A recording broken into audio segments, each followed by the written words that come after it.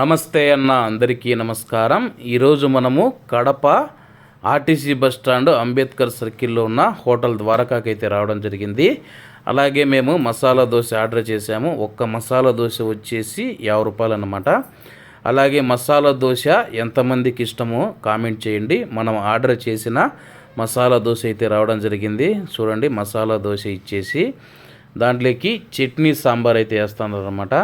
ఒక దాంట్లో చట్నీ, ఒక దాంట్లో సాంబార్ వేశారు. అలాగే మీకు మసాలా దోశ ఇష్టమో లేదో తప్పకుండా అయితే కామెంట్ చేయండి. ఎందుకంటే కడప దోశలు ఫేమస్, అందరికీ తెలిసిన విషయమే.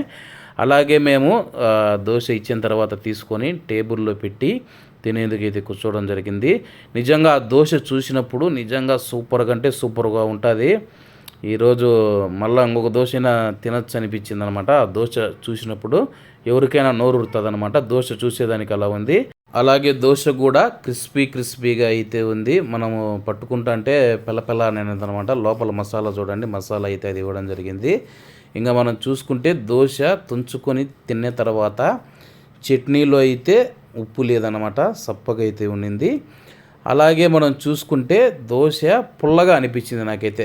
ఎవరైనా మీరు ద్వారకా హోటల్ కానీ ఎక్కడన్నా తిన్నప్పుడు దోశ పుల్లగా ఉందా లేదా అని చెప్పండి. నేను తిన్నప్పుడైతే పుల్లగా అనిపించింది. మనం 50 రూపాయలు దోశ పెట్టినా కానీ ఇంత పుల్లగా ఉంది, హోటల్ వాళ్ళు చూసుకున్నారా లేదని చెప్పి నాకైతే ఒకసారి అనిపించింది. హోటల్ వాళ్ళు ఒకసారి చెక్ చేసుకోవాలన్నమాట, దోశ వేసిన తర్వాత పుల్లగా ఉందా లేదని చెప్పేసి. Okay friends, bye.